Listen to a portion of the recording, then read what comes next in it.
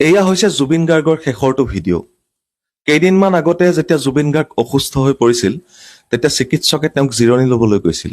এই সকলোখিনি জনাৰ পাছতো লগত থকা সেই বন্ধু নামৰ তোষামোদকাৰী কেইটাই জুবিন গাৰ্গক কিন্তু বাধা নিদিলে।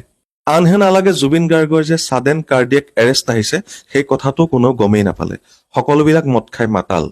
যেতিয়া এজন মন্ত্ৰী কৰবাত যায় তেতিয়া এখন এম্বুলেন্সৰ সৈতে ব্যক্তিগত চিকিৎসক লগত যায়।